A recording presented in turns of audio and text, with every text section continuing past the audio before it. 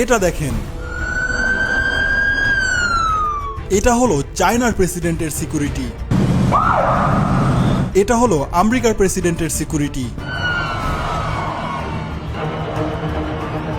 এরা তো সাধারণ প্রেসিডেন্ট, আজ আছে কাল নেই, আর এদের সিকিউরিটি এমন। তাহলে ভাবুন মানব ইতিহাসের সবচেয়ে প্রভাবশালী ব্যক্তির নিরাপত্তা কেমন হবে। মদিনায় রাসূলুল্লাহ সাল্লাল্লাহু আলাইহি সাল্লামের রওজা, এই জায়গাটা পৃথিবীর সবচেয়ে হাই সিকিউরিটি জোনের মধ্যে একটি। এখানকার সিকিউরিটি শুধু নিচে না, আকাশ থেকেও। কারণ এই রওজার ছাদের উপর থেকে শুধু পাখিরা বাদে আর কোনো জিনিস উড়ে যাওয়াই নিষেধ। মদিনার সিকিউরিটি কন্ট্রোল রুম পুরো আরব মহাদেশের সবচেয়ে বড় কন্ট্রোল রুম। আর প্রতিদিন হাজার হাজার সৈন্য 200 গেটের মাধ্যমে নবীজি সাল্লাল্লাহু আলাইহি সাল্লামের রওজা পাহারা দেয়। কিন্তু দাঁড়ান, এটা শুধু মাটির উপরের সিকিউরিটি। যদি কেউ মাটির নিচ থেকে রাসূলুল্লাহ সাল্লাল্লাহু আলাইহি সাল্লামের রওজা পর্যন্ত যাওয়ার চেষ্টা করে তো এটা ইম্পসিবল। কারণ সৌদি আরবের সরকার সেখানে মাটির নিচে সব জায়গায় রাডার লাগিয়ে রেখেছে। মানে মদিনার মাটির নিচে যদি কোনো একটা জিনিস হালকা নড়ে উঠে, ওই খবর সোজা সৌদি আরবের সৈন্যদের কাছে চলে যায়। আর তার কিছুক্ষণ সময়ের মধ্যেই পুরো সৌদি আরবে এমার্জেন্সি দিয়ে দেওয়া হয়।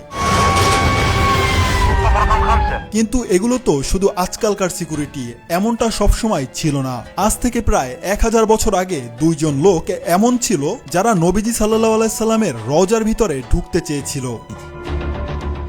আর এমনটা করার জন্য ওই দুইজন লোক খুবই ভয়ঙ্কর একটা প্ল্যান তৈরি করে।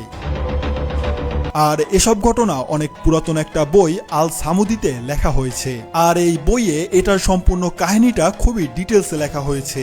সেখানে লেখা ছিল আজ থেকে প্রায় অনেক বছর আগে যখন আব্বাসী খেলাফত ছোট ছোট ভাগ হয়ে ভেঙে যায়, তখন সেখানকার মুসলমানরা নিজেদের মধ্যে লড়াই শুরু করে। এমনকি ফিলিস্তিন ওই সময় মুসলমানদের হাত থেকে বেরিয়ে যায়।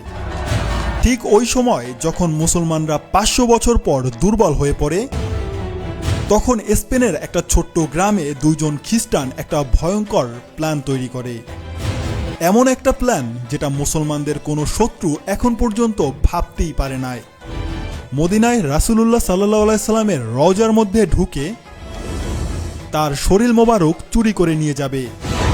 কিন্তু এমনটা করা মোটেও সহজ কাজ না। তাই এই দুইজন লোক ছদ্মবেশ ধারণ করে, মুসলমানদের মতো দাড়ি রাখে, মুসলমানদের মতো কাপড় পরে। এই দুইজন স্পেন থেকে মদিনার দিকে রওনা হয়।